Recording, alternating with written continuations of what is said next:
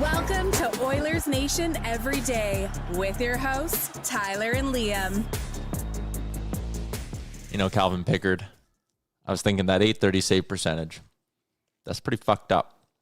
But then you roll into Tampa Bay and totally redeem yourself. Let's get into it with the lead.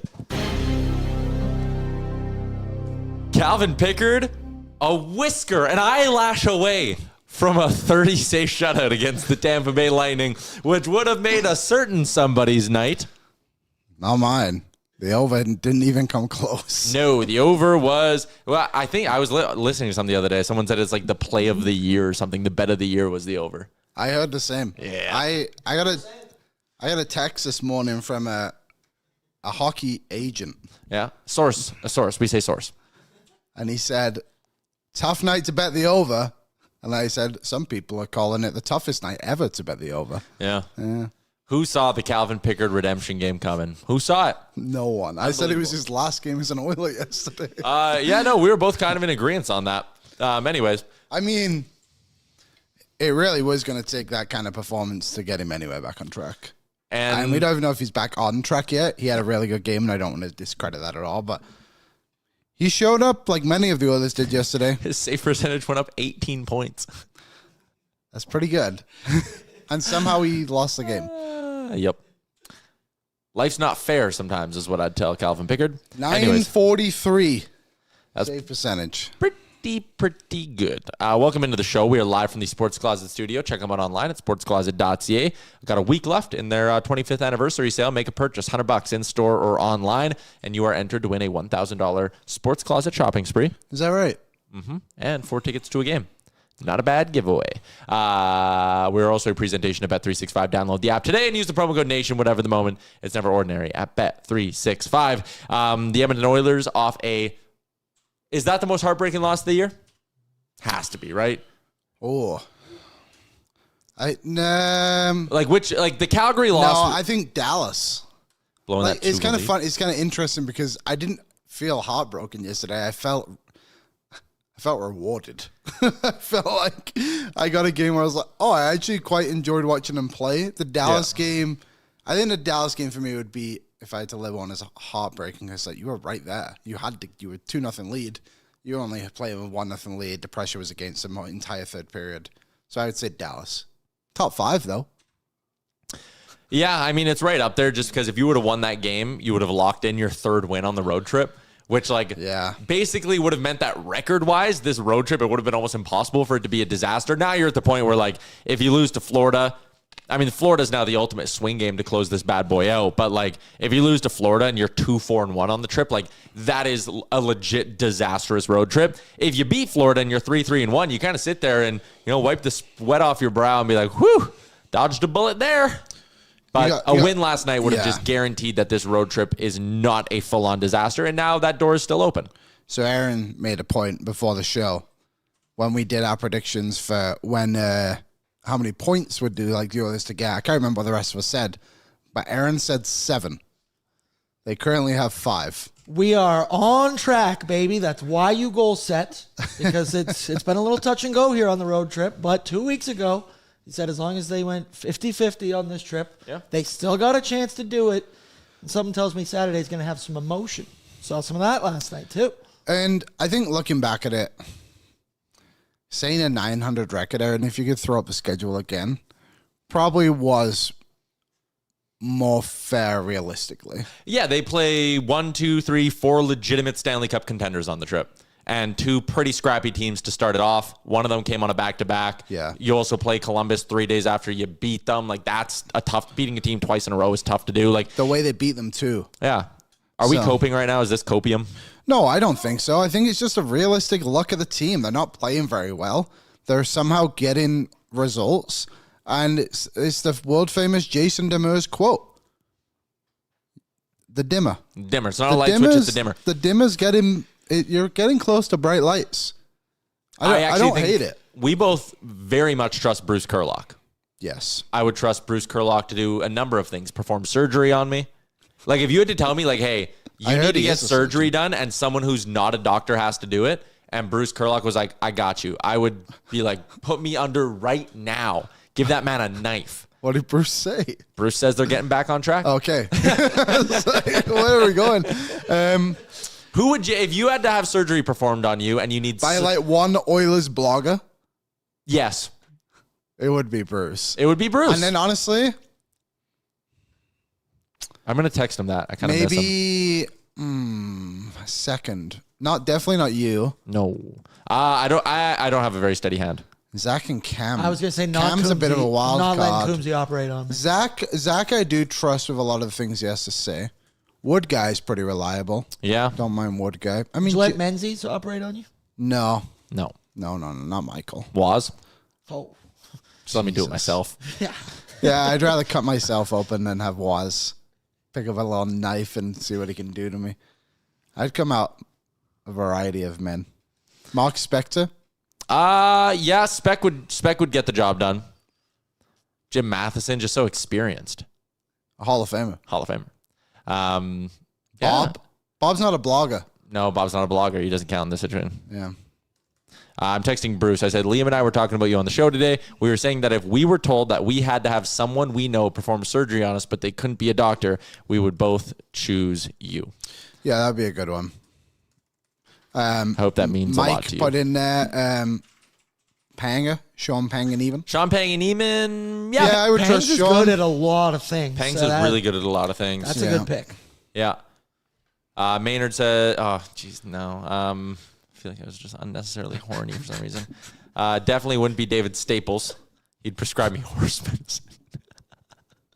That's a great... We're going to ask Ryder this question. We won't do Oilers blogger. We'll say anyone in your life who's not a doctor has to operate on you and give you surgery. Who do you pick? If I was giving advice to anyone who was also asked the same question, I would have myself at the bottom. Yeah. And not really, I don't even know where I don't do well with blood either. Yeah, out of the ON staff, who would you let operate? That's like here every day. Oh, boy. Who's smart? Jay? No. Oh. If I had to pick out of everyone, you wouldn't pick Jay? Jay would take it real seriously. Yeah. That's what I mean. Well, I mean, look at what I think we're I'm working Zach with here. Lang. You said they were here every day. Burn! We meant everyday staff.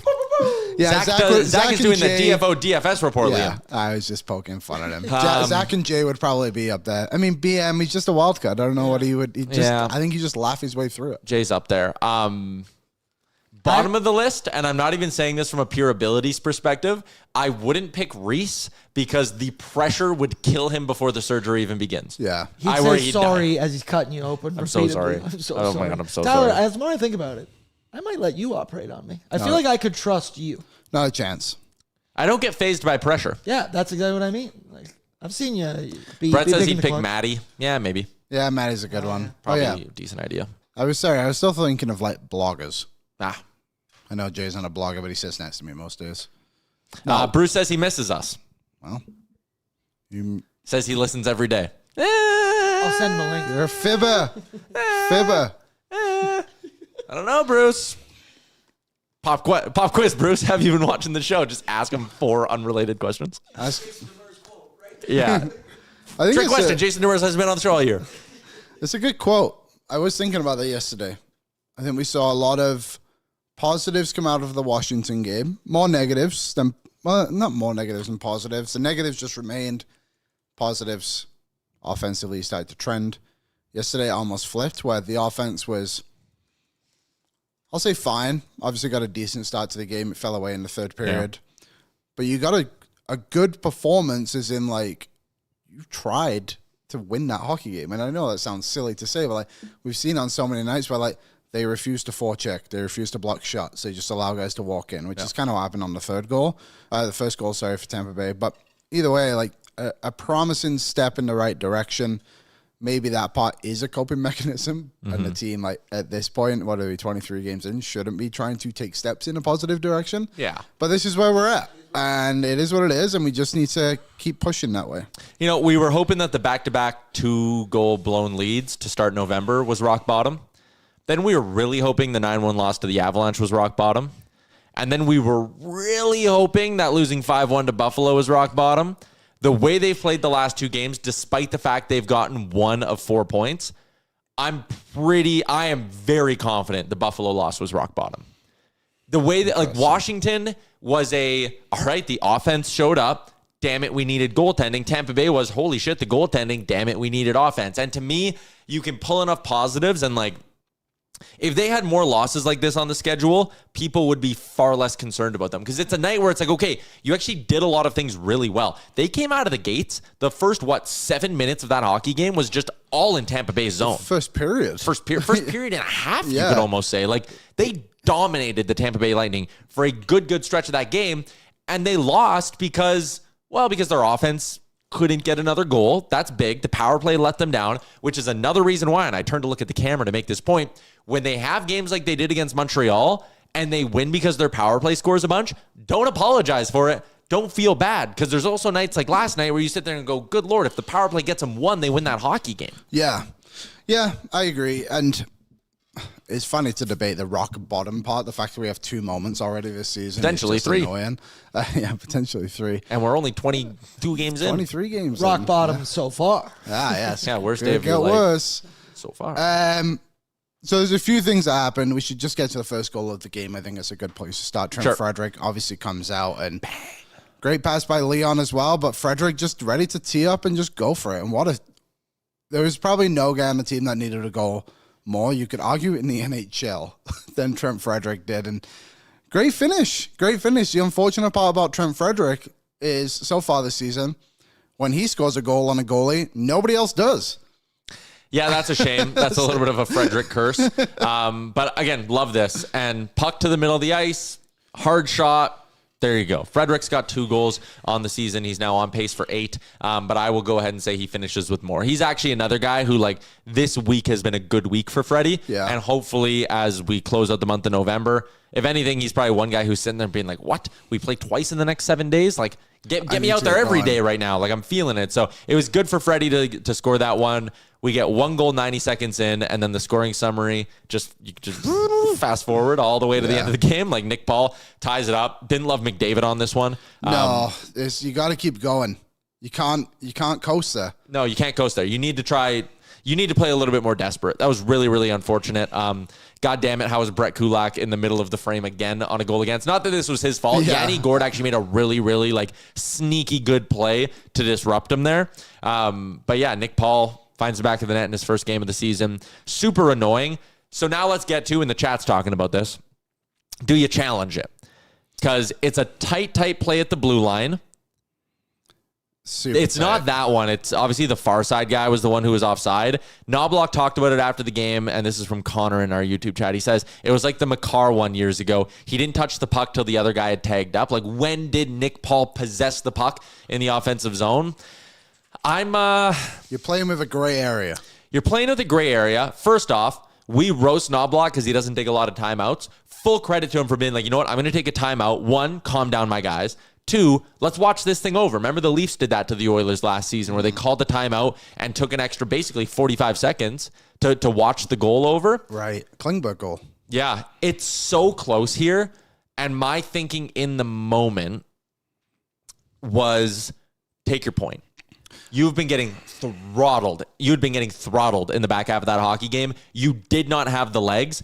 I don't want to send Jake Guentzel, Braden Point, and Nikita Kucherov on the ice with 2 minutes to go with a chance to win that hockey game and have me not get a point out of it. I completely agree. 2.5 minutes left in the game. You take a delay of game penalty, I think they call it, right? Allow your guys to at least try and win it for you in overtime. Take the risk. You've been a pretty good overtime team most of this season, especially on this road trip as well. I just can't believe you. I think the intention was right from Knobloch here, and someone put in the chat there, stupid to overpay your superstars and then let them defend a lead in overtime when they're being tired. There was 2.5 minutes left in the game. What are you going to do? Sit your guys on the bench? You know what I mean? Like, Tampa did almost go and score, though. Maybe, but like, what are you going to tell those guys? Hey, we actually don't trust you to defend this lead. You're the highest paid players on our team, but you have to sit on the bench because we're going to throw Matthias Janmark out there. You know what I mean? Like, it just seems like a silly thing to do. So yeah, I'm with Knobloch and whoever else made the decision on this not to challenge it. Well, there was one clip I wanted to show here, and this is Trent Frederick again. I think before you play, Aaron, there's a bit of context to it. Before this, he made a kind of a weaker play coming out of the zone. Just didn't fully play through what he should have on a pass, and bit of a sloppy turnover, I think it's fair to say. It didn't come to anything, but his next shift back ended up coming doing this, and this is with about 40 seconds left. So he's the furthest player back on the ice, basically, when this puck is played. And look at him go.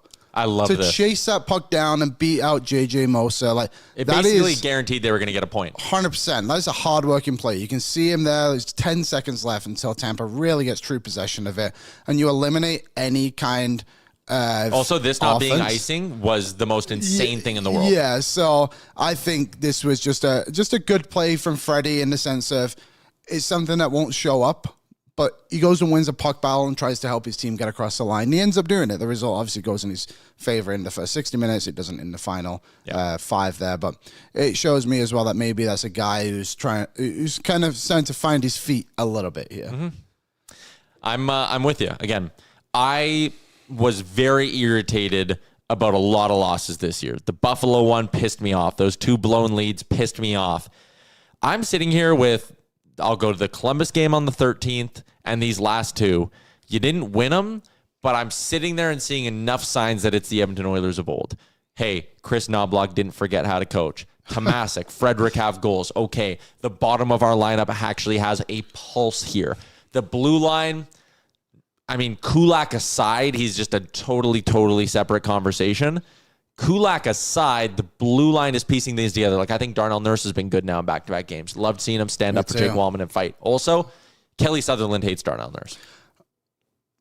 See, I thought about this a lot, especially driving in. I think this was the right call to give him an instigator because the play was dead. Like, the whistle had gone.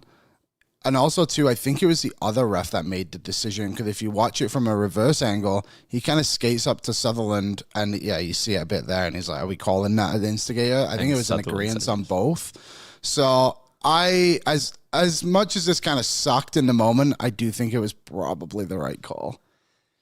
If he was in the play, then I disagree completely. But the play was dead, and he had to go and find Douglas. You know what I mean? See, so like that's almost where I disagree, is that the play's over, so it was easier for Douglas just to be like, no.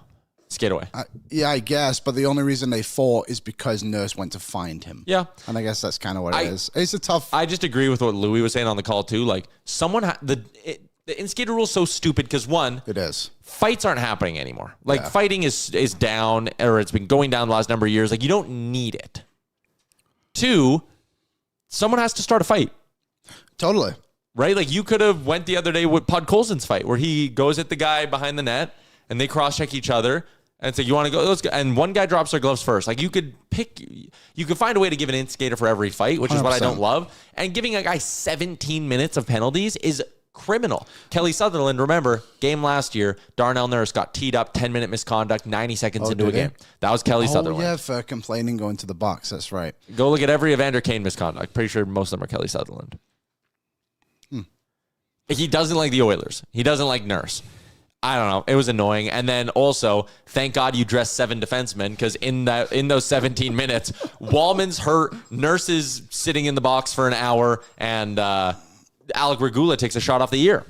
Yeah, which was an accidental block shot, I think it's fair to say, considering that puck was probably going to hit the guy and roll double Z with how high that thing got up the ice. Yeah. That was an unbelievable, terrible shot by, what was it, Emil Lindgren or whatever his name is, Lilligren.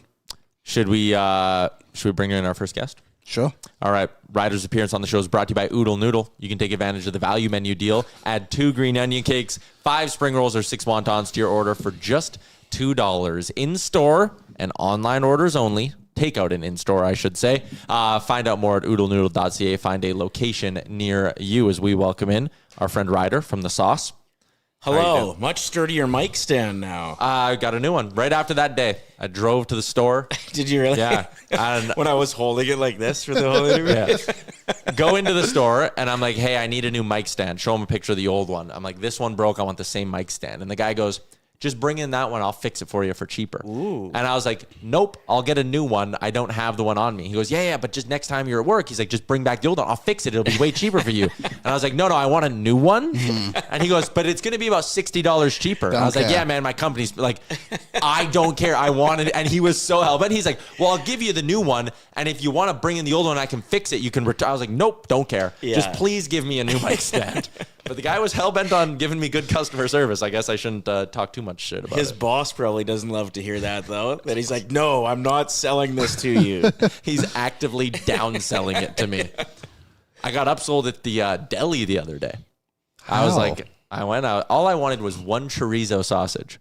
I was putting it in a dish, so I didn't need more than the one. Okay. And the So guys you just went to the store for one well, no, I was getting sausage. other ingredients. Okay. But I was at the deli counter, and It's the like, guy do you bag that on the way out? Or just walk out holding it.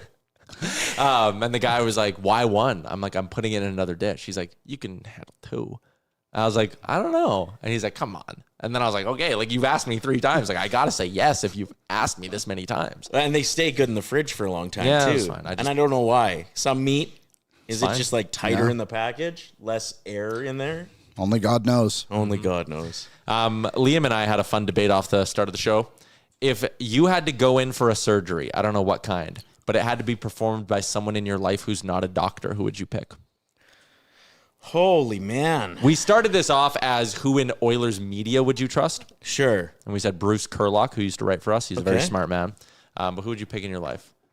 Somebody with really steady hands. But I said- I'm never looking at people and going, that person's got steady hands. I know the shakers in my life that I wouldn't take. I said you The couldn't pick drinkers. Reese because the pressure alone would kill him before the Yeah. surgery. He would die.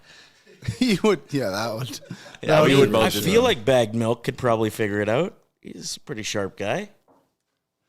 I would trust Bagged Milk because I think he would dedicate the necessary. If you were like, BM, I have surgery in an hour, you got to perform it. He would know how to find the right YouTube videos to watch That's in the true. next hour. Yeah. He's very educated, man. Yeah. Sometimes I hear him talk about things like when we're going to Florida and he's telling me about Costco. Mm-hmm. I'm like, how do you even find out this? He stuff? does I just nothing. read about it. He watches documentaries and reads books. He might have even performed a surgery already. He And might if have, So yeah. what Might a have. pick. Or he'd be like one of those guys who it's like, what are you doing on your iPad? And he'd be like, oh, I'm playing Surgery Simulator. And you're like, okay, sure, that makes sense. Okay, BM, that's not a bad answer. We have to continue our scoring summary because we missed one of the 3 goals. Tampa Bay did win the game. Tampa Bay won the game. We should talk Oh about my God, that last the goal. save. Yeah. Yeah. They're calling it the save.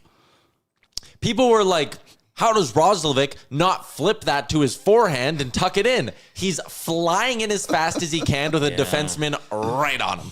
I don't Yeah. blame him for just shoveling it upstairs. It's kind of funny because almost if he didn't try and lift it, it would have gone in. Yep. You know I was what a little torn too, like right after, if he was just trying to catch himself before going head first into the boards, because he kind of does this, or if he thought he scored there. Yeah. I couldn't tell. I watched it a few times on PVR, and it's in between a celebration and a protect yourself. I didn't quite realize how great the save was until this morning. Yeah, the little lift. Yeah, I didn't realize how high he'd lifted up his leg. I just do you thought do like, that? I thought it was just like slightly up and like he just didn't raise it that much. And then clearly it's half his leg. I could have fit under his leg, I think. Yeah. That's saying a lot. It was a good save. I mean, again, you'd like Roslovic to bury it. Also, Aaron, do you want to run it back to the beginning? I'm pretty sure this would have got called back for goalie interference. Yeah, I thought about this a little bit Look too. at Hyman. Yeah, That yeah. ain't that And ain't- it's Hyman. That's Yeah. actually a good point. He's cursed. Yeah, that's true. I never thought about that. He does kind of go right into him. Because Vasilevskiy would have just made the case that, like, oh, I couldn't get my glove over because Hyman ran over me. It's kind of funny because this is like the tale of the Oilers season in a way of like the other team gets a save and then you don't, but also too like it's probably the best goalie in the league.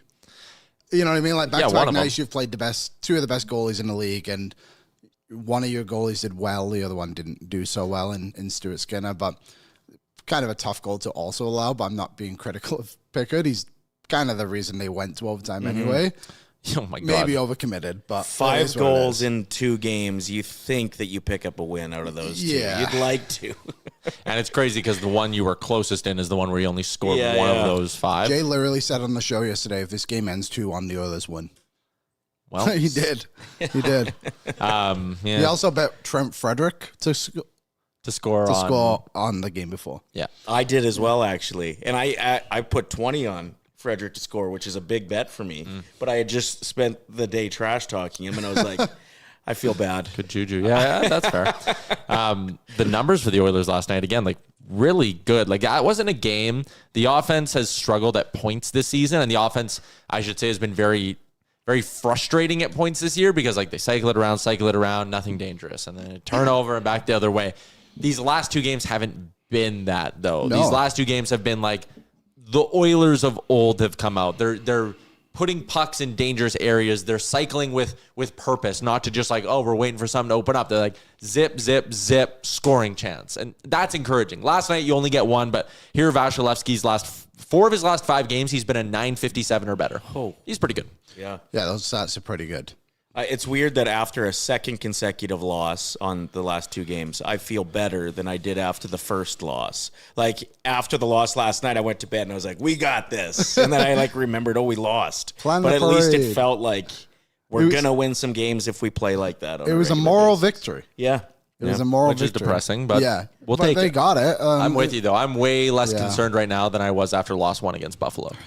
Yeah, me too. I think, too, the one thing I liked was the compete in the physical department. Like, obviously, Nurse gets his fight, but Mark's not afraid to grab a guy. I think Regula grabbed a guy, too, and there was one other player. It seems like they had a bit of passion to their game. And he was Regula grabbed a guy because he goodness. couldn't hear out of one ear, so he was like, sorry, you got to say it into my good ear. Dragged him over. Almost ripped his I was helmet saying off. my favorite thing from 2 games ago when Nurse got his second was how Hyman just went in for a chest bump.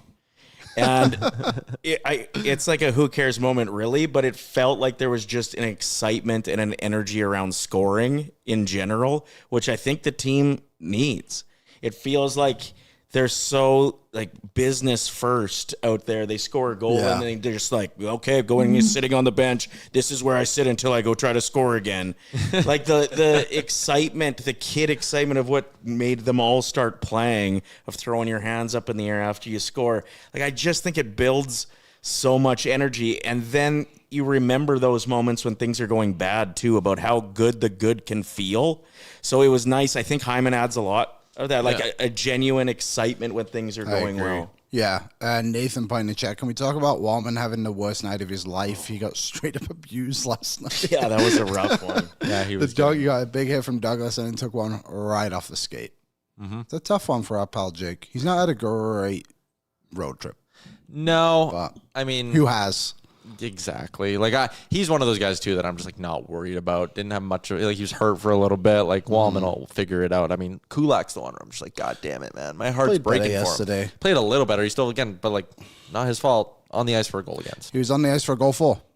Really? He was on the ice for the Trent Frederick goal. Shit. Okay, then we're good. We're even Stevens. Okay, never mind. Scratch that whole thing. It was kind of too bad yesterday that Nurse ended up -2 on the game too. I thought he had a really solid game, and especially when you're in the box for 17 minutes to finish -2. Like that's crazy stat. It's pretty rough. But now this is why these plus minuses kind of suck, because you're gonna look back and have, oh my god, Nurse was -2 in that Tampa game. What did he possibly do wrong? And then you're like, it's like, oh, nothing.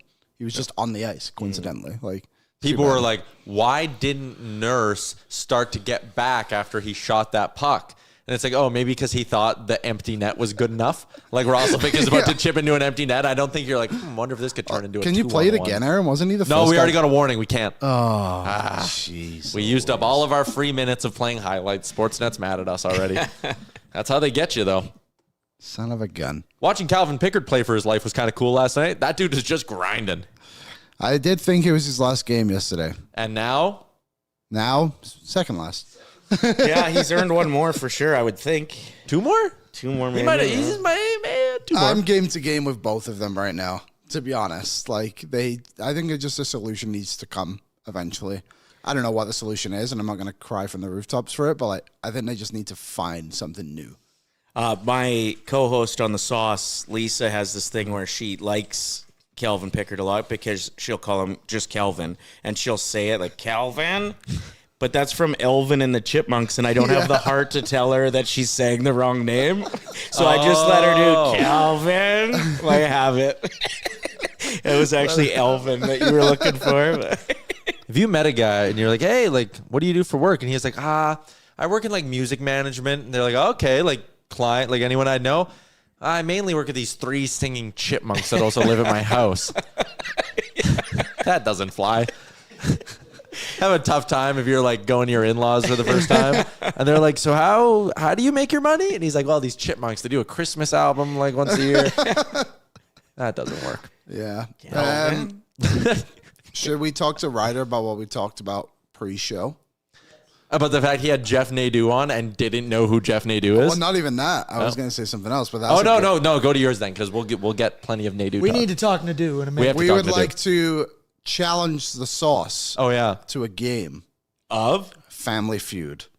You, Lisa, Reese versus Tyler and I, and not Aaron because he has to host. Eli, because I'll host a Family Yeah. Feud. I did a couple Jeopardies this summer, and Yeah, All right. I have a Family Feud. We're gonna survey 100 people. We're gonna rig it in our favor, and then we're gonna release it over the Christmas period when none of us are doing shows. Chad, would you be interested Perfect. if I make a survey and put it in the chat? Will you guys fill it out? Need 100 Yes or no? of you. I need you. I need you. our survey will be the listeners. I was very close to getting on Family Feud Canada. Really? Went through all of the interviews and lengthy, like a lot of work. Really? A lot of videos sent in, all look good. Then they sent the available dates, and my brothers couldn't make it work, so it just went to nothing. There was one of our that's listeners, brutal. Captain What could Felton, be- was on the show. Yes. What could be going on in your life where you're like, no Family Feud for me? Yeah, especially if you go and light it up there, I think you can come home with like 30 grand. Yeah. And it's like a free full trip. expense paid trip. Yeah. Captain Felton was saying you get like per diem and stuff. Yeah, they couldn't make a date work, and then I just lost hope the next year and didn't apply again. But yeah, I'll crush you guys at that. Lisa says we dibs Eli. You can't have Eli. He doesn't work on your show. He's our team. There's only 3 of you on your show, and you have to take the 3 you have. Yeah. And I may work on this show, but I will be impartial. Maybe. My favorite part. Favorite parts of Family Feud.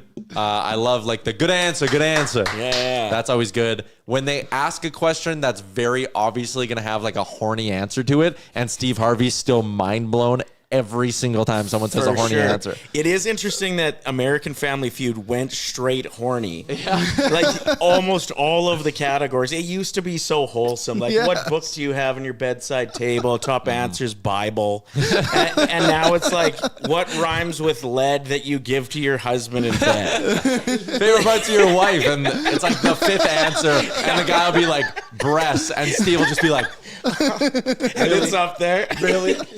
Show me breasts. Yeah, I got straight order. You know, it's an interesting thing, too, because Steve Harvey, if I'm not mistaken, is like a morning show host syndicated across Christian stations, well, all across the States. That is a interesting guy to be taking answers like that. That's awesome. We'll have to. Maybe we can make this like a big thing. Like it could be like a real life team. Yeah, we can Stuff do like that. A bunch of teams. We'll see. We'll take it step by step. The Jeopardy games Aaron's made have been fantastic. There's another game I want to get rolling around here. Fox is coming out with a show called The Nation's Dumbest. Oh, I've heard about this. So it's a game show where you want to be eliminated. If you get an answer right, you're gone. And kind of the last person standing is considered the nation's dumbest. And I just thought, the name's there already. Yeah. Let's do Oilers Nation's Dumbest. Oh man, that would be such a tough one to win. I would. Yeah, you really wouldn't want to win that. No, It's no, like you would not. I was planning some questions. I did a couple just to see how people would answer and stuff. And when you get one wrong, you actually feel bad for them. Like I got somebody to spell White Ave, and they spelt it wrong. They forgot the E. No. I was like, They just did WHYT. Yeah. It'd be more like Whitav. I was like, I actually feel bad. I don't want to post this. So back to the drawing board. But. It's funny because you guys are obviously way more into the trends than I am. And you were trying to do that video the other day of what's in your hockey bag. And I was asked, I had a terrible morning. But the only thing I could think of, and I didn't know what the trend was, is I don't play hockey and I have a soccer bag, obviously. And this one time we were trying to win the league and I found a horseshoe on the field. Right. So I just kept it in our bag the whole year and we won. So when Waz asked me this question, I was like, what do you have in your bag? And I was like, I have a horseshoe. And the question is like, what do you put up your ass? Yeah. I was like, a horseshoe. I didn't make the video. Well, it is interesting that having a horseshoe up your ass isn't actually an expression. Yeah. Too. Yeah, So so I mean, it it's like would've what it fit was. real Yeah, it would have been perfect. Yeah. You go. No. Do you have Well, any? we have the same question. You had Jeff Nadeau on your show today. Yeah. And all 3 of us went through basically the same exercise because all 3 of us followed the Barstool universe to some extent. And it was like, surely it's not like the Jeff Nadeau. So I'm like, I'm just going to double check. So I Google like Jeff Nadeau, Google the name of the crime podcast. What was it called again? The sit down. The Sit Down. And I'm like, holy shit, that's Jeff Nadeau from Barstool, like the guy who fights with Portnoy. Like Rico Bosco. Yeah, him and Rico Rough and Bosco rowdy. like fist fight on camera. And you guys had him on the show today. Seeing him, first off, I think you could pull off a chain like Jeff Nadeau. Thank you. Little gold chain action. I was thinking the same thing the whole time. Yeah. But he has the most horrendous haircut I've ever seen. I would wish I could pull that off too. Actually, Just straight line, straight down, and then like straight back. It's great stuff. But you guys talked about a story about Ryan Wedding, who is a former Canadian Olympic snowboarder. Yeah, no longer. Yeah, made the Olympic team for Canada in 2002 for Salt Lake City, and then has since changed career paths. He's being described as the modern day El Chapo. Yeah. And when you read about him a little bit, it's pretty easy to see why. Yeah, you don't get dubbed the modern day El Chapo for no reason. This is insane. This guy, the fact that he was, again, first off, he is a Canadian, an Olympian or Olympic snowboarder, and now he's like the most wanted drug fugitive in the world. Yeah, the FBI top 10 most wanted list, they just upped the payout for anything that leads to his arrest if somebody snitches. 15 million. To 15 million, because 10 million wasn't doing it.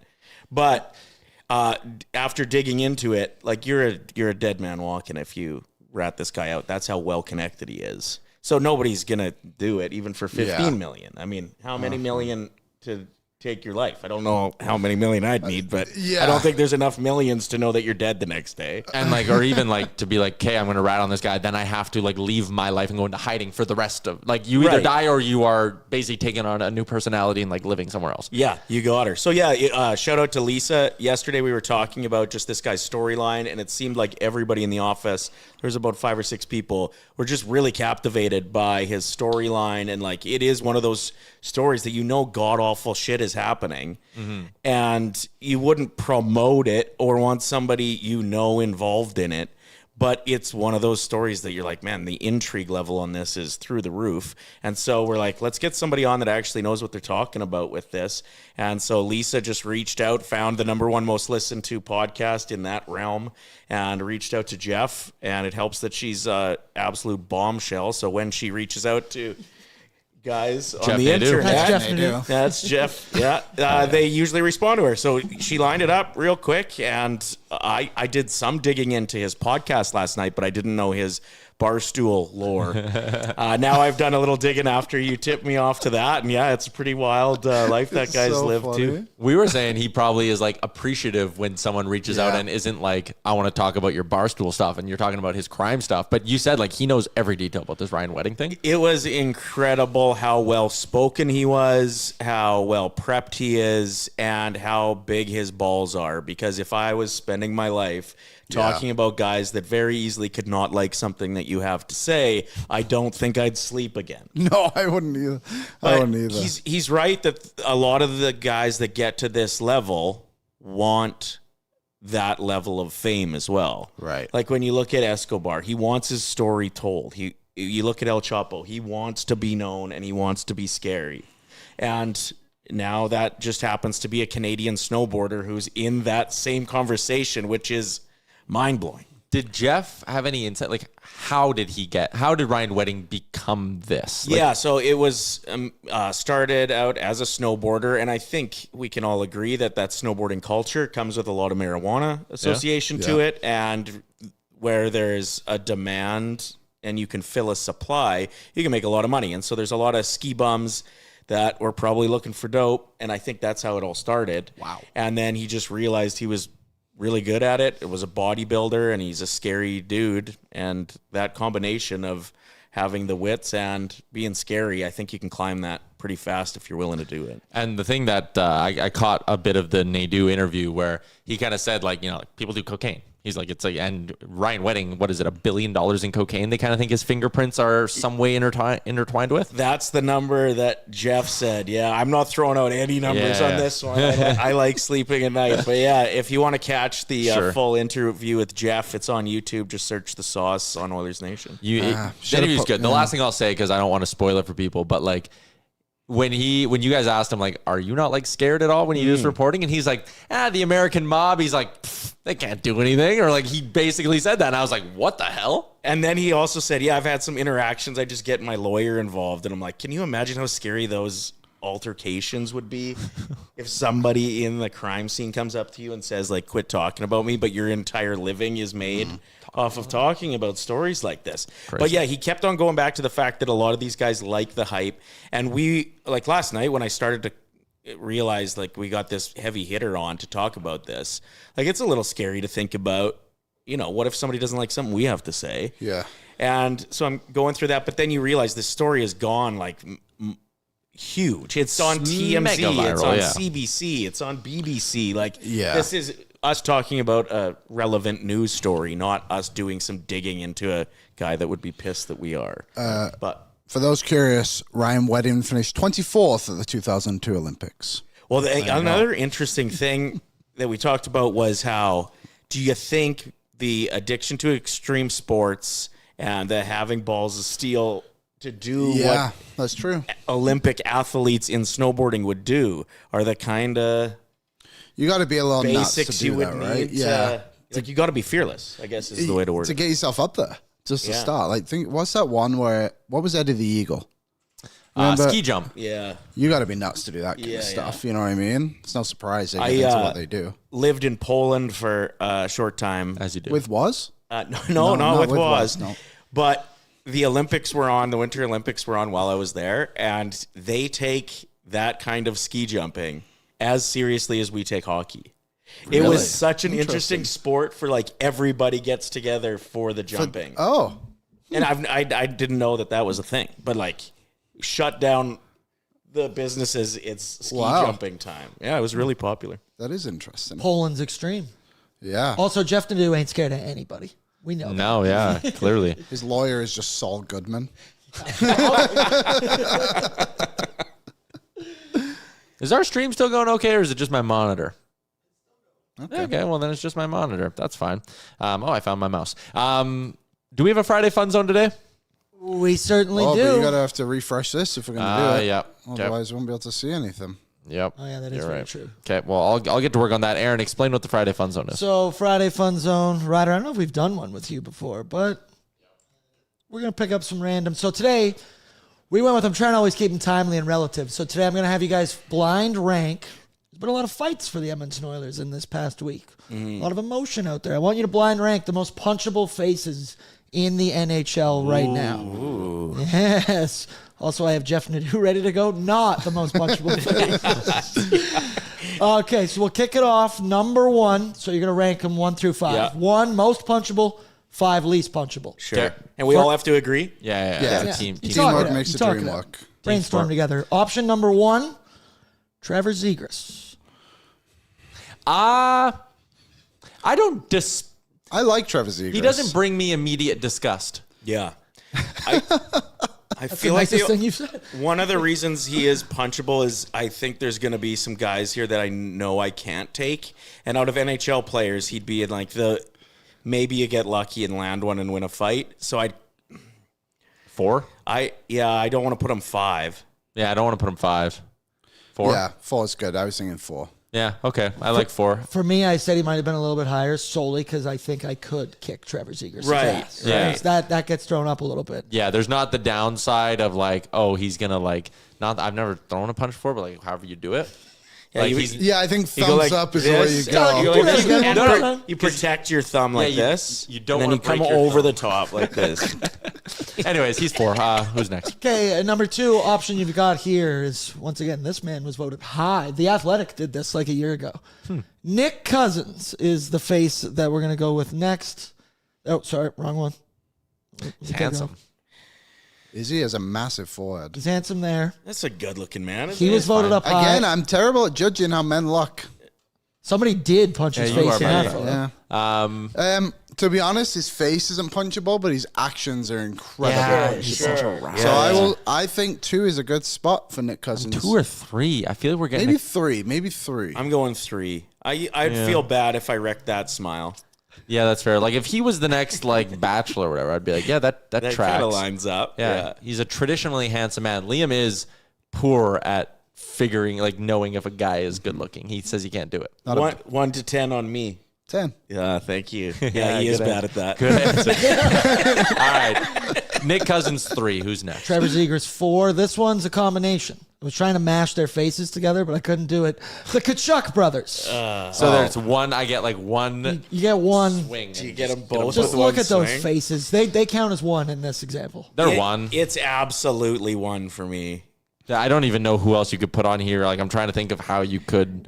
I like Brady the way he plays. Yeah, but look at that. It's one because they're also both incredibly overrated. Whoa, hot Yeah. take. Don't you talk about the wingmen like that?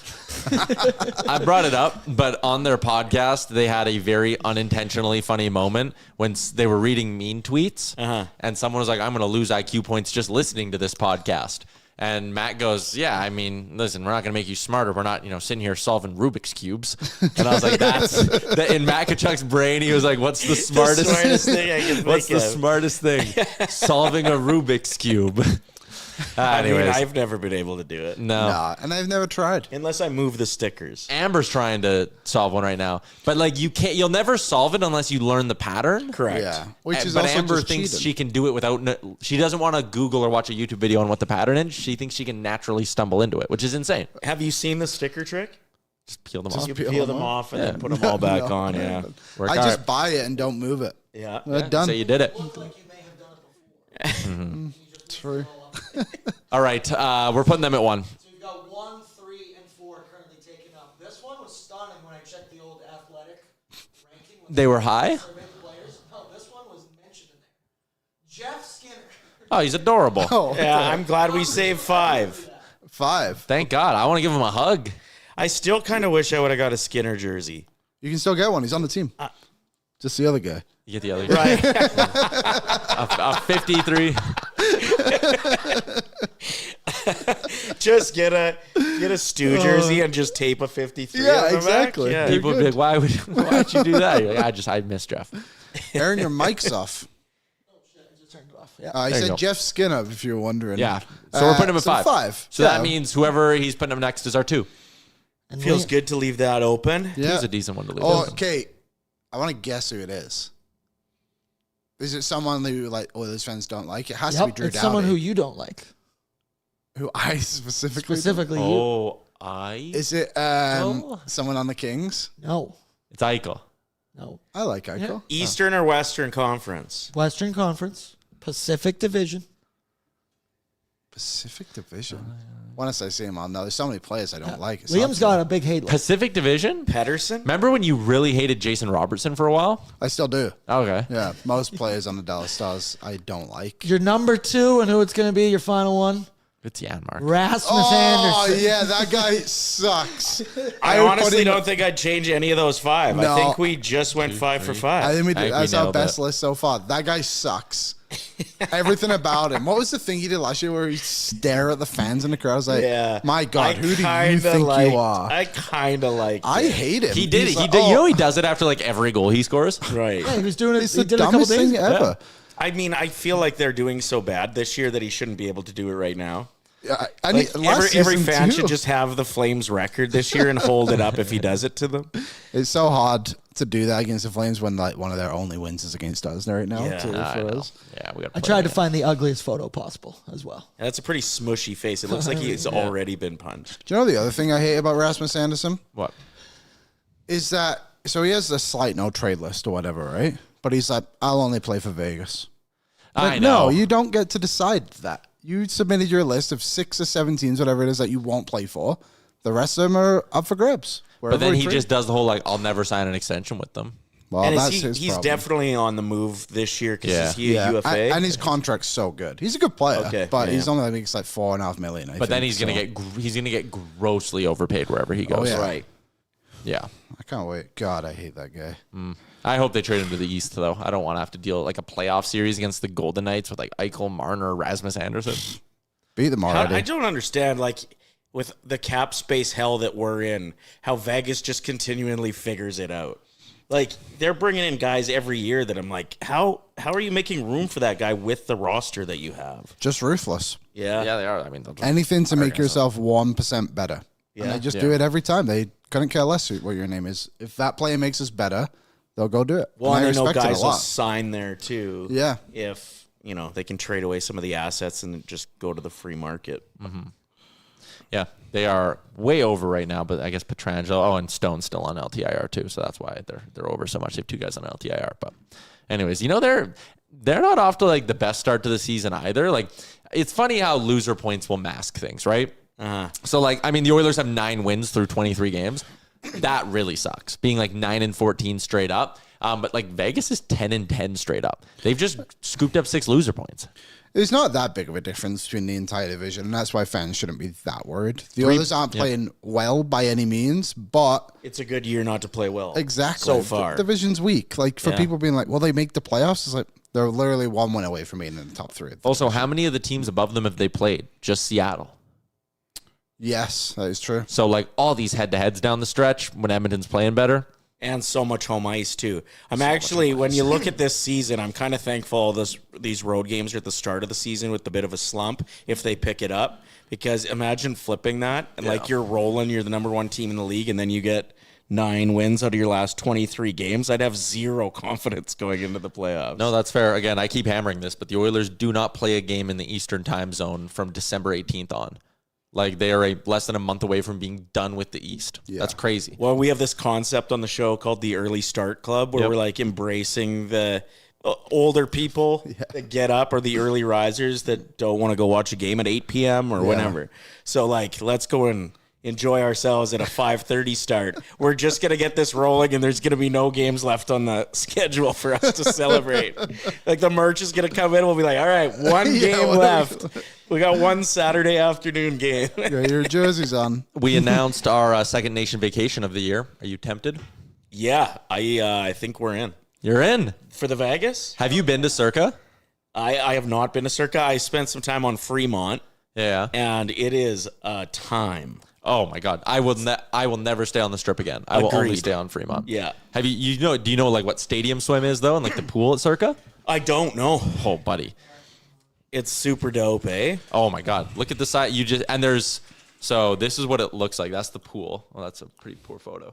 That's the pool. They have the big TV up here, and then right here, there's blackjack tables and a sports book. All right. So you just sit in the pool all day, and like I'm gonna go play blackjack for 10 minutes, and you just walk over sopping wet and like play blackjack. Unreal. It's great. It's an unreal setup at Circa. Nation Vacation on now, nationgear.ca. If you want to get your way in, we're already moving units on this bad boy as well. So if you and a friend want to come, you're not going to want to wait all that long because, yeah, Circa, Fremont. We basically did this exact same trip last year. It is unbelievable. Also, we're in a lower bowl area for the game, and it's food and booze included once again. Sick. So it's going to be a good trip out in Vegas. Excited that you guys are coming on the Nation Vacation. Yeah, look at that. Oh, I can't wait to be back there. And there's an away game against Utah for a watch party the night before, too, right? So we're doing a watch party and going to the game the next night. It's going to be electric.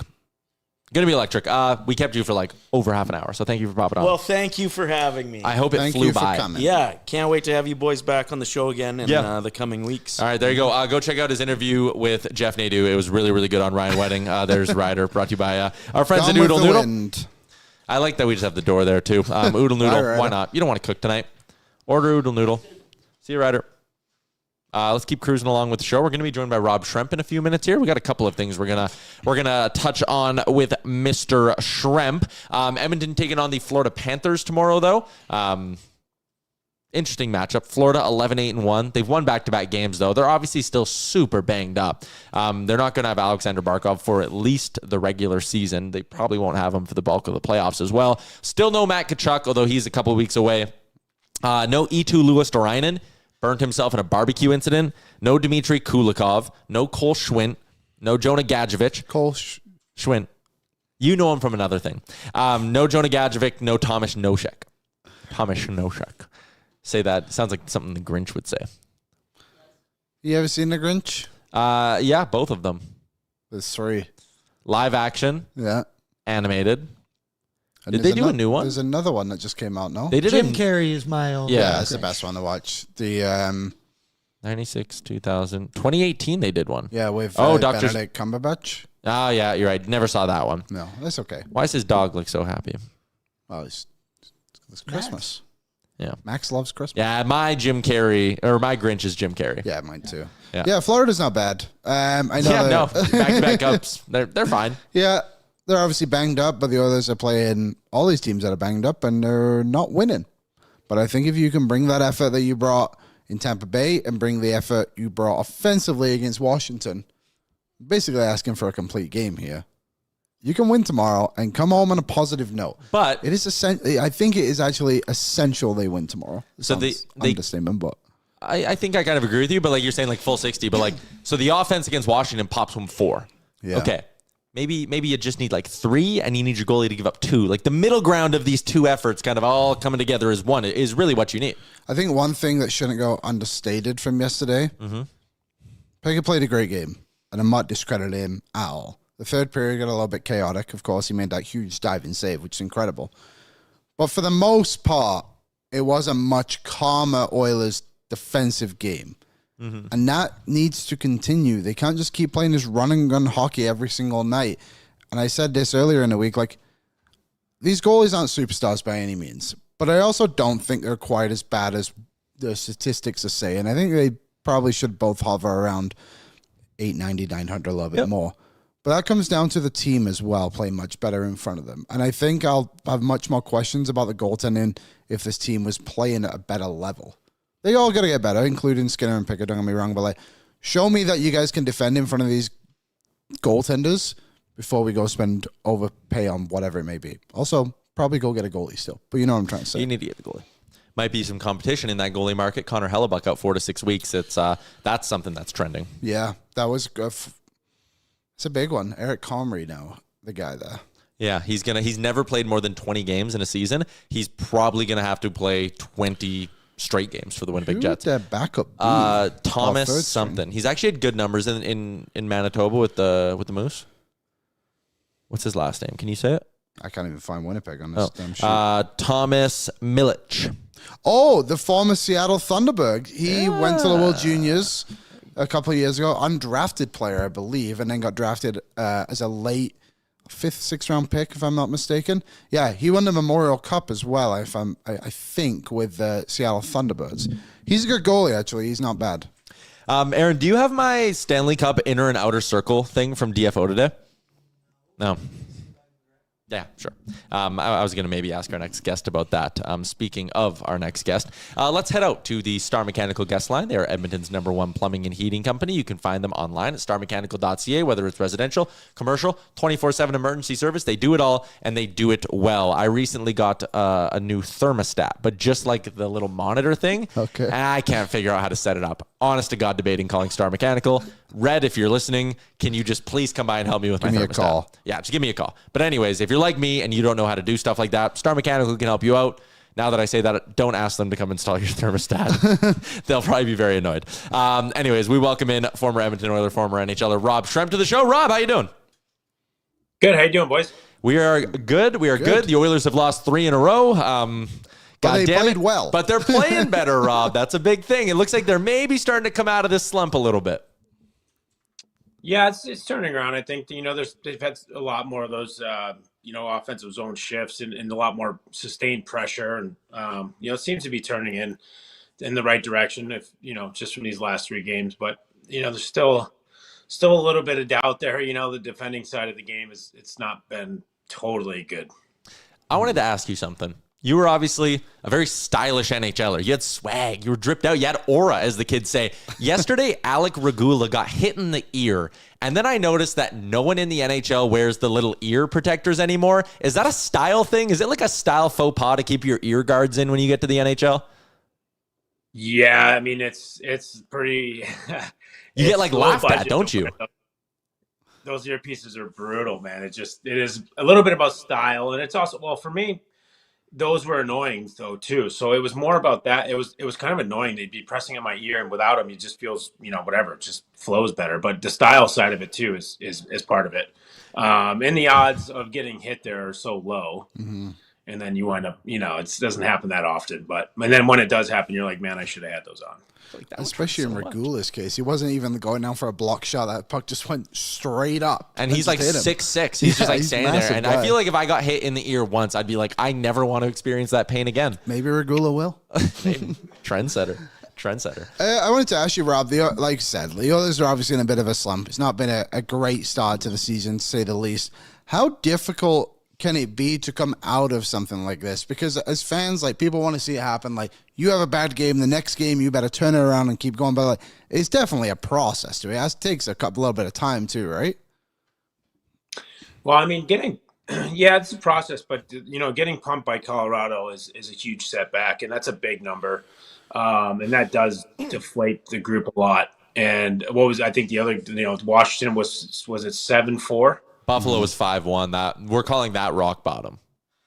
Yeah, so it's been some tough, like, these numbers that they're losing by are big numbers, and that's concerning, and it's happening quite a bit. So it's trending, right? And the trend is not in a good way. So the habits are not there in a good place, and the way that they're approaching these games are not in a good place, because again, they're getting mopped up and getting some big numbers put up against them. So as the fans, you got like these two superstars that kind of come out and have great shifts, and they play hard and that sort of thing. But I think as a team game, watching it is a lot different than what we've seen the last couple of years.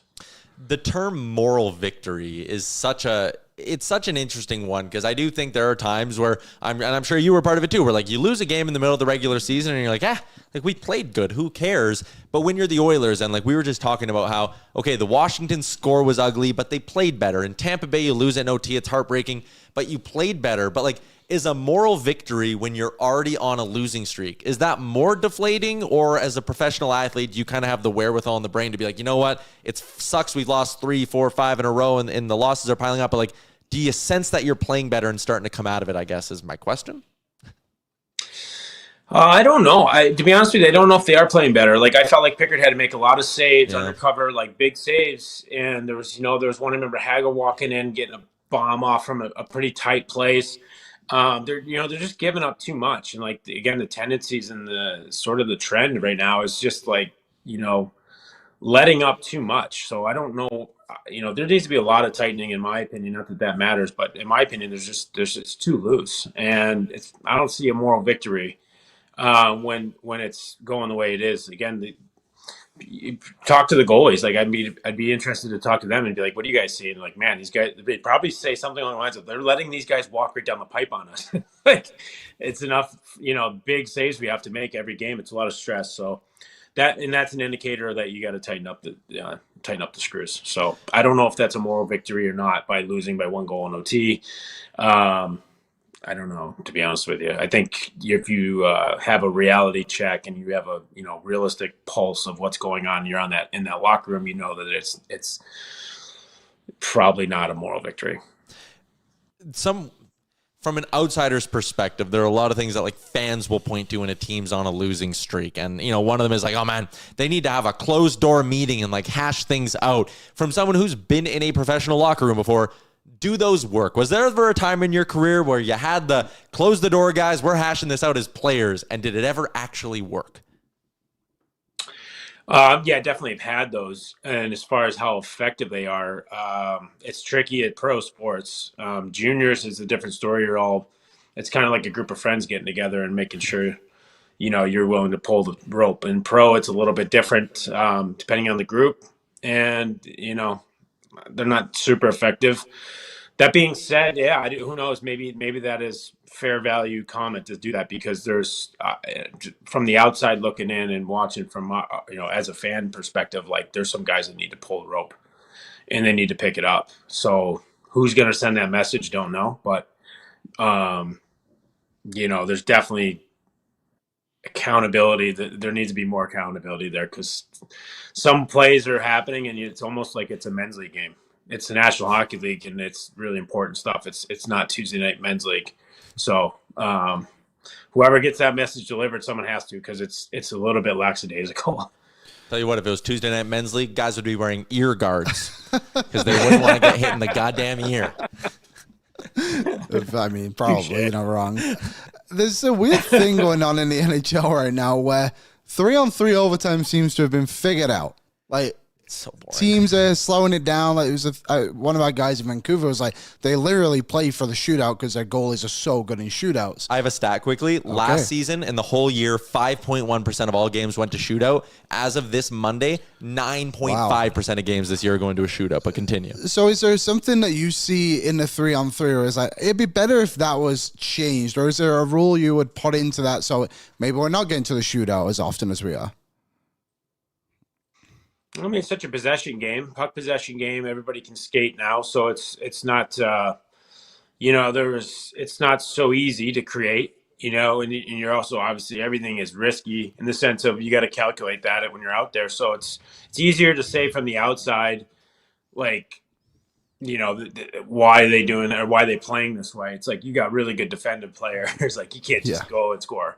They're defending the deadly areas as best they can, and at any moment they can pop the puck and go the other way. So it's really tricky. But we used to do this one thing in this 3-on-3 league in Latvia that I found that was pretty unique. And what it was essentially was they took the blue lines out, so there's no offsides. So let's just say for instance, the play is in one zone, and one of the defending players for the team in that zone is hanging out at the far end in the offensive zone, just chilling there. When that puck comes down to him, he has to make one pass before you can attack the net. Does that make sense? Okay. Yeah. So you take the blue line away, but you can go offsides. But if it goes over like that, if it goes technically offsides, it's they don't call offsides. But now you have to make one pass before you can attack the net. I found that expanded the ice and it made it like a little bit unique. I know it's different, and people are probably going to say, like, "What the hell is this guy talking about?" That's okay. But that being said, it did change the strategy, right? And then you can imagine, like, when that guy's just chilling there cherry picking, that puck comes to him. The goalie's not even looking at that shooter.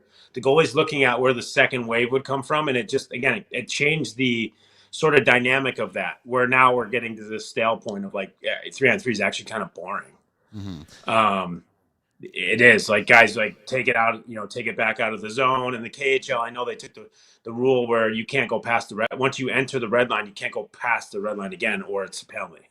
And that kind of traps them and sets a boundary. So different ideas. And I mean, that's a totally different idea. So I wouldn't be against something like what I mentioned. I did it. I played it. I thought it was really unique. I thought it was cool because it just, again, it changed the whole dynamic. And you can do, if you want to cheat and just send a guy down there, it's fine. He can stand down there, but he's not going to be able to score until the second wave of guys join up with him and then, find a pass. So I don't know if that answers the question or not, but that's my theory on it. No, I'm curious that you mentioned the taking out of the offsides, because there are a lot of people, and I think I was talking with Hutton the other day, the Champions League, the CHL, they brought in like an over and back rule. Like once you're in the offensive zone, you cannot have possession of the puck and bring it out of the offensive zone. Otherwise, it results in a D-zone face-off for you. So like the punishment is like an icing, like you come all the way back into your own end, and I think that would be really interesting. But I'm also like, I think about it as being like a barrier to entry for a new fan. Like if you're someone who is a casual hockey viewer and you're sitting down to watch 3-on-3 overtime, and now all of a sudden like the analyst and the announcer are trying to explain this over and back rule, and I think it might be confusing, where like I think actually going more along your lines of let's go full on pond hockey. No offsides, no icings. I mean, Jeff Merrick, when I talked with him the other day, he went as far to be like, make it so goalies can't cover the puck anymore. The goalie has 3 seconds to like shoot it, fire it into the corner with his glove or knock it away. And like, I think people's fear, Rob, is that if you took away the blue lines and the icings in 3-on-3 OT, that there would just be a whole bunch of cheating. But I think these guys are, one, too proud, and two, they're too skilled to be like, I'll just go sit on the other goal line and like wait for a stretch pass while my teammates try to defend a 3-on-2. I legitimately think it would just open it up and take out some of the overcoaching we're seeing. Yeah, I think so too. And it's, you'd have to have Ovi-sized set of stones to just stand at the far end while your two buddies are getting peppered, right? And then the other thing, it doesn't matter because you can't really even that strategy. Like again, by standing there, you're not on a breakaway. You then have possession, right? Again, with the rule, like you can't attack the net until you make one pass. You're standing out there, and it's not for a breakaway. You then have to still continue on the play. So, but there's like some strategy to it, and kind of taking that out, it expands the ice. It's different for sure, but so is 3-on-3 hockey. I mean, we play 5-on-5 generally in the game, and then we go to 3-on-3, which is not the game normally. And then we go into shootouts, which is not in the playoffs. So there's all these variations, and it's a matter of like how to feed that to the fan and how to, present it. But, I think it takes a long time to make changes. So recommendations are, I think the box never really gets looked at, but I'm willing to put that recommendation in. I'd love to see it. And it was, again, having played it as a player, it was really unique and really fun to find that strategy, and it just changed it. It made it less stale. It made it different, and it was unique. So I think as a, consumer and someone that wants to be entertained, I felt like that's something that could be something definitely to take a look at and play around with. You can even do it in preseason, right? Like, yeah, we've done that before where they played around with rules and the way they called the game or different things in preseason. In the exhibition season, I remember the one year they made it so you couldn't tuck your jersey in. You remember that? They were like going around and like taking Ovi's jersey out and Semen's jersey out like every face off. Like, so if we're gonna try that, why not try something like this? Something useful. I was gonna say, as you said that, I was like, I think I remember Alex Semen getting a penalty. Like, I think I have that memory from like when I was younger watching the NHL, and it was like of all the things. And at that point, it was those years where like average save percentage was like .917. Like, no one was scoring goals, and the league's like, fuck. You know what? Enough of the jersey tucks. Like, that's where we draw the line. It was insane. It had to be the jersey tucks. It had to be the jersey tucks. Jeff Merrick had another really interesting one. And, like, scoring isn't an issue right now. I actually think the sport and the game is in, like, a pretty good spot, especially when you talk about some of the young guys right now, like Celebrini and Bedard. But Merrick had the idea of, what if you got rid of the face-off dots outside the blue line? Like, if you commit an offside, all the way down. Icing, everything is always all the way down in an offensive zone. I don't think it would mess with the game too hard, but scoring would go up. Like, every face-off except for ones after a goal, every face-off is a offensive zone draw. It's an interesting way to I've never heard that before, and it got my mind thinking a little bit. Yeah, I think it changed the flow of the game too, because those neutral zone face-offs are, for the most part, pretty useless. Yeah. Not much comes out of it, right? Like, you got 10 NHL guys all in a confined little neutral zone space. When that puck goes back, it turns into like a dumping. Maybe we get a good forecheck out of it, but that's like the only upside. I've never seen that many neutral zone plays off of that face off where it's like a spring and a breakaway or something. So it does clog it up a little bit. And then I like his idea too, because it does. You make that infraction and it costs you, like, that's a big infraction because now you're going back in your own zone. And you got to defend. And then you get, I think Chris Ryder would probably close off a bunch of his offsides that he had. There was one montage I saw of him. He had like a 2-minute YouTube video of him going offsides. I think he would have had a lot less of those. Yeah, that's fair. Last one I had for you, just because it popped into my head when I said Celebrini and Bedard. What do you make of the idea of those two kids being on the Olympic team? Like, it would be such an almost like anti-hockey Canada for them thing for them to do. Like, to bring two kids like that to an event like the Olympics, it's just so out of the norm. But like, I think especially Celebrini with the way he's playing, like, these guys got a case, man. 100%. Celebrini's playing phenomenal hockey. And it's not like, oh, he's, cute little rookie or young buck. It's like he's playing legit hockey. He's a dog. Oh, no. Oh, he's back. Oh, sorry. I think I had a phone call come in. Oh, good. Can you hear me? Yeah, we got you back. You were just talking Celebrini when we lost you. Celebrini is amazing. So, it's like he's playing like phenomenal hockey, like top in the world. Not just for a young guy. Like, he's doing magical things, shift in, shift out. He's competing hard. And the same with Bedard, though. I feel like I really enjoy the way that he's reamped his game or found his stride. It's, he didn't go to world championships and he wanted to reinvent his game. And I really feel like he did that. He looks a lot faster this year. It's a lot less predictability and more just going out there and competing with skill. It's compete first and skills following up. We've seen him in a bunch of scrums, which is not normal. I think out of the gate, he really wanted to stand his ground and not get pushed around. So he's showing that he can play big boy hockey. And I don't think it matters the age of these kids. It's about their game. Where's their game at? And for one good example would be like Drew Doughty when he joined the Olympics. I think he was 20 years old and he was like playing with Chris Pronger and all that. But it wasn't just giving him a bone. He earned it and he was actually really good. And sometimes that young confidence and that young naiveness it can be really invigorating for a club and for a roster. Those guys going out and really wanting to earn the respect and show their top level hockey could be a huge benefit for the club. And it's not. I don't think it's so much of an experiment. It's the fact that these guys deserve it. Like they're really good. Like the best players. Yeah, that's what I say. And like, I really do think that, like, especially a guy like Celebrini, like, you can sit there and hum and be like, do we need muscle? Do we need a guy who's a PK specialist?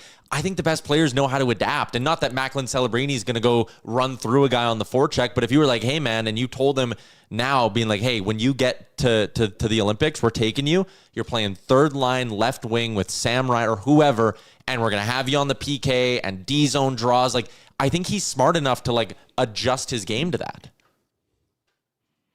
100%. I mean, it is like those things in penalty kill and in playing that gritty game. Those things, those aren't skill sets, so to speak, that you have to learn. Those are just willpower, and those are more your mentality and your willingness to do so.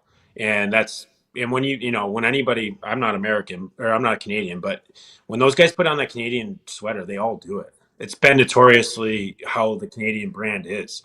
Remember going at World Juniors in my time, like the 85 birth year, like look at that team. They had all first liners on every other junior team they're on when they went to Team Canada. They were all body checkers. They body checked Ovechkin off the ice. And it was all of them, like Carter, you go down the list, Perry, like all of them put the sweater on and played that Canadian brand of hockey. So it's no different for these guys where you're talking about Celebrini. It's not something that he would have to, like, for the next 2 months figure out how to do. He already has it. It would just be like, to my first point, like he's a young kid. He's going to eat every puck if they put him on the penalty kill. He's going to make sure that no puck gets by because he wants to earn his big brother's respect and do what he can for his country. So that's a dangerous thing to have in the roster combined with the amount of skills that he has because the kid can snipe. He can do everything. He's great in the corners. He does everything. He's a great hockey player. Man, I'm just clicking since you said it. Those two World Junior teams, those two tournaments you were in were just so full of sick players. But that is probably a conversation for next time we have you on. That's a really good December conversation to have with you. Appreciate you popping on and going a bunch of different ways with us. We'll chat with you again in a few weeks. Sounds good, bud. Take care, boys. Rob. There you go. Rob Schremp. Phil Kessel led the one tournament in scoring. I was just looking at this. Lauri Tukkanen was second for Finland. He went on to play 5 games in the NHL. With who? Florida. LA. Damn it. Interesting. There's some like Nick Backstrom's in that tournament too. And then the next year was like that super year that he was talking about with like Ovi and stuff. Crazy. I would love to see them just go no more rules in 3-on-3. We're just rolling. Just get out there. Yeah, I don't know. I have another one too. Okay. No line changes, only on the fly.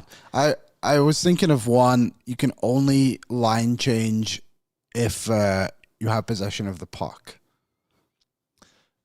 I think that gets a little bit dicey when you get into like the other team dumps it in. I know that doesn't happen in 3-on-3, but like you chip it into the corner. Can you go off the ice? But then you still have possession of the puck because you were the last team to touch it. Yeah.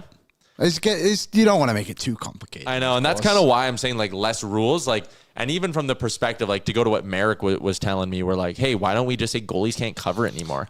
I would just say that if your goalie covers it, you can't change. I like the face-off zones. No neutral zones, just deep. That sounds like a good one. I mean, you want more goals, so you're gonna get it. Super easy way to do it. Yeah, really, and fun way to do it.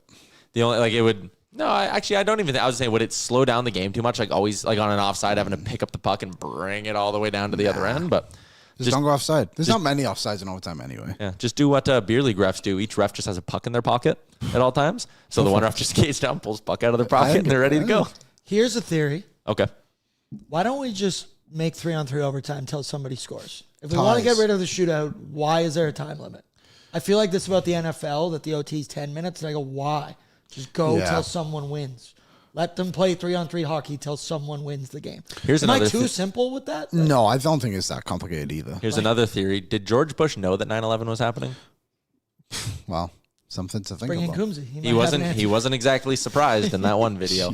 But I do like your hockey theory, Aaron. You got my brain turning. Well, good show, guys. Well, it's still got 10 minutes left. What do you mean, good bets. show? We got a lot to do. Let's do our NFL bets quickly for Bet365. Never ordinary. Bet365. You can download the app today on your mobile phones. Use the code NATION for Bet365. Never ordinary.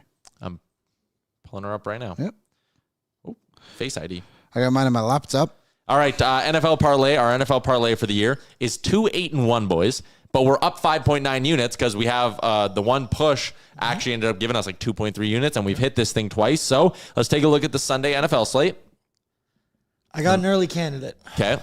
I think I like Jags -3 against Cardinals. Yep, that makes a ton of sense to me. Is it even if it's in Arizona? It's in Arizona, but They can't that's play why I think I'm defense. only getting -3. I'll take that. I got 2.5 on 365, so we'll take 2.5. Let's all take day. 2.5. 2.5 all day. Liam, you got one that jumps off the page to you? No, I don't like any of these lines, but I will go with... Is there an over/under maybe you like? Nope, never look at those either. Browns Raiders to go under. Shador won't get any points. Something Bucks stupid would Rams is happen in that game. 49.5. I could see some points there. Lions 13 against the Giants. Jameis Winston. Yeah. Jameis has one good game, and then every other game after is just a complete collapse. And the Lions defense has been unreal recently. Their offense has been brutal, but maybe they just win 14-0. Don't overthink. It's Lions versus the Giants. Yeah, exactly. Don't overthink. So I'm going to throw them. Do you think Tyrod can put up enough points for the Jets? That over/under between them and the Ravens is 44. Please Ooh, don't. Bears. Please don't do this to Don't us. do that, Tyler. Don't do that. Okay, you know I kind of like betting on the Jets though. Okay. Bears -2.5 over the Steelers. That was another one I was considering. No Aaron Rodgers. Oh, yeah. Well, he might play with a broken wrist. Seems like a bad idea. Yeah, the Bears isn't bad. They've been playing okay recently, especially at home. Okay, we'll go Chicago -2.5. Bears That's more responsible. -2.5. This bad boy pays out 554. 554. Nice. I like That'll pay that. the Plus bills. 554. Oilers tomorrow against the Panthers. No bets. Yeah. All bets are off. All bets are off. You know what? Here's one lock.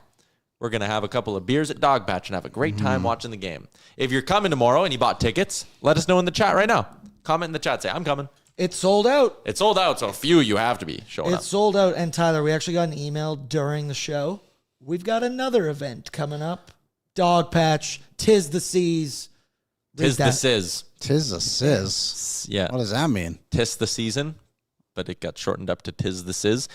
So this one, this is really interesting. I'm reading this for the first time. Join the ladies of Oilers Nation for Tis the Sizz, a festive feel-good Christmas market hosted at Dog Patch. Expect an afternoon packed with joy, laughs, holiday vibes, and the perfect excuse to get your shop on. Tis the Sizz is about to be your new favorite phrase, and our official permission slip, if you want to use it, is to come nationgear.ca. I bungled this. nationgear.ca, $10 donation to the Kaleo Collective, supporting single mothers building bright futures for themselves and their kids, and you'll get in. Dog Patch's bar will be open. Christmas market will be set up. Sip, shop, soak up the season. nationgear.ca if you want to find out more. Tis the Sizz Christmas market.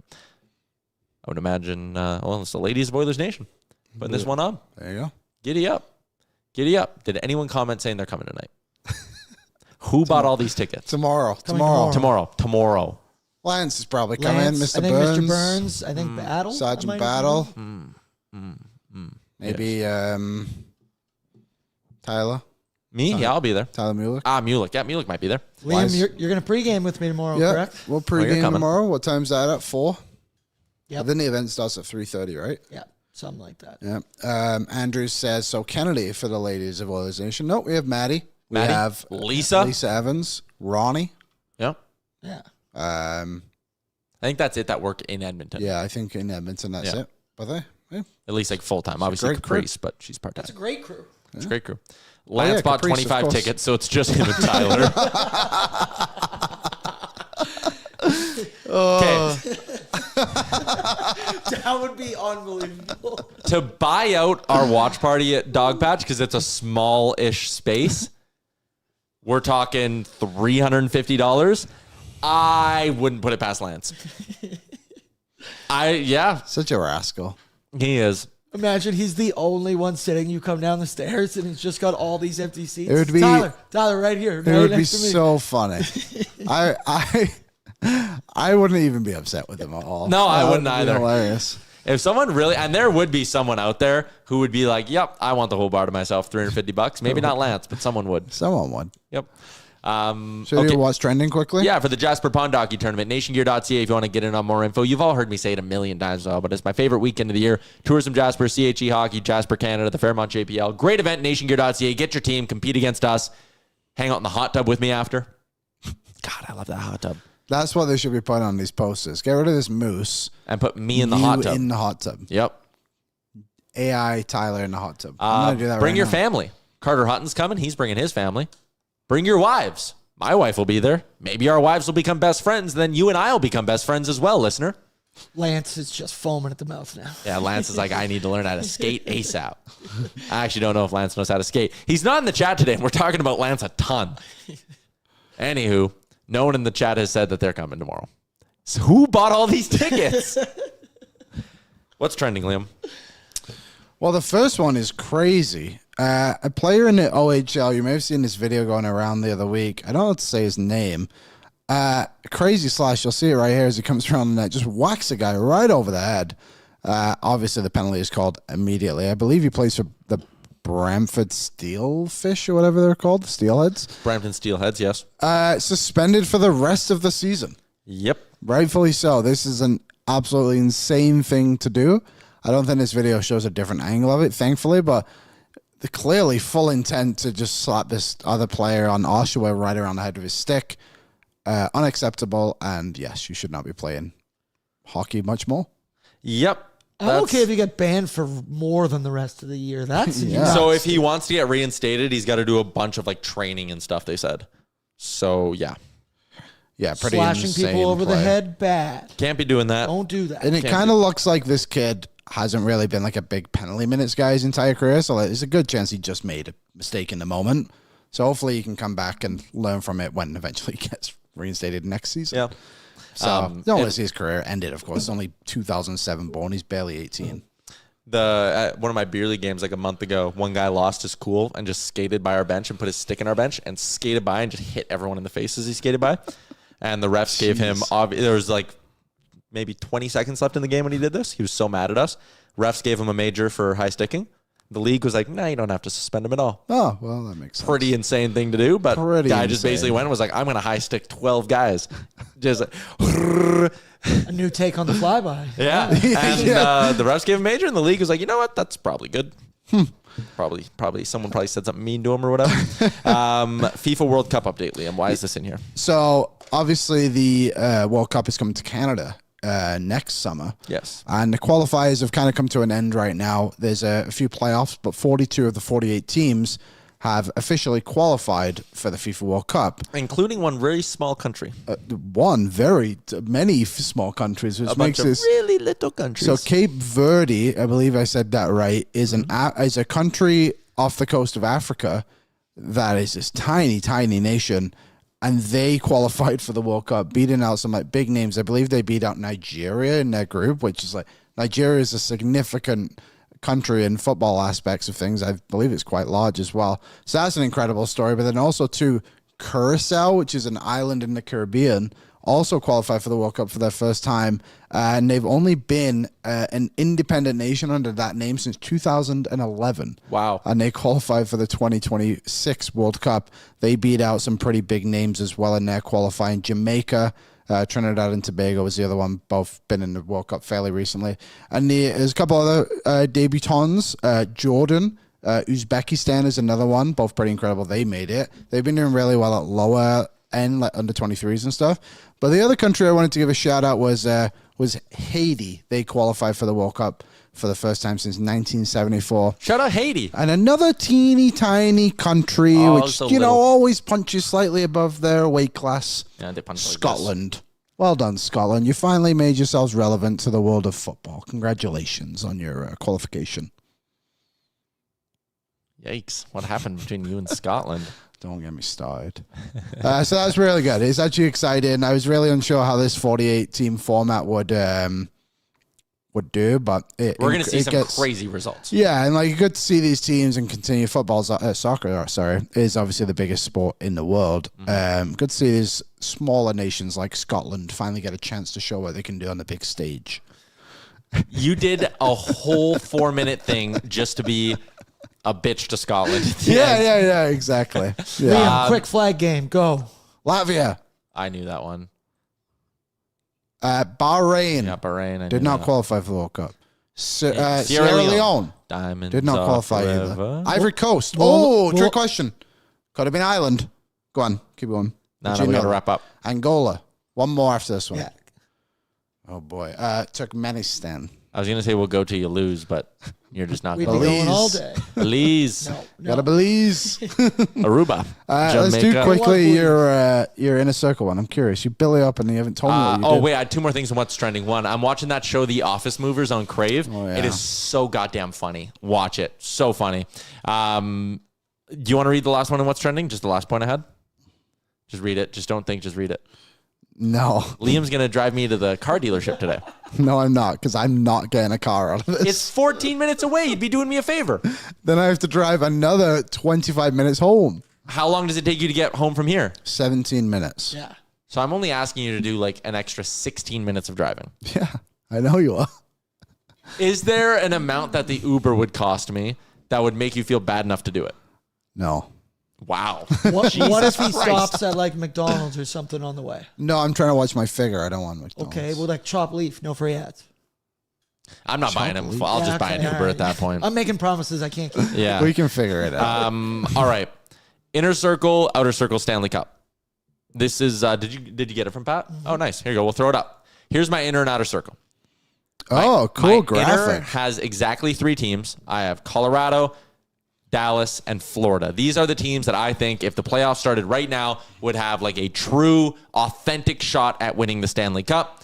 My outer teams are teams that I could like chart the path to them winning it. And maybe saying like if the playoffs started right now is a bad way to phrase it, but you kind of get what I mean. But like, you know, New Jersey, when they get Jack Hughes back, they're going to keep being a cup contender. Winnipeg, when they get Hellebuck back, I always think they're a Hellebuck heater away from like going to the conference finals.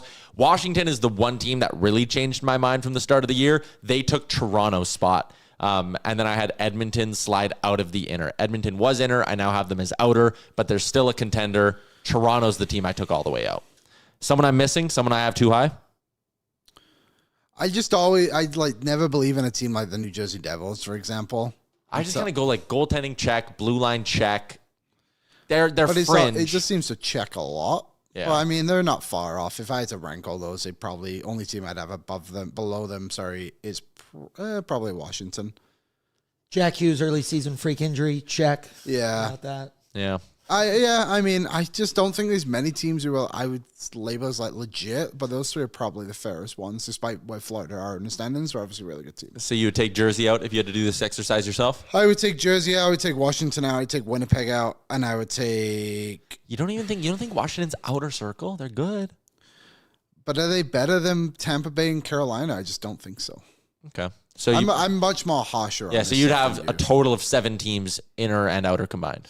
Yeah.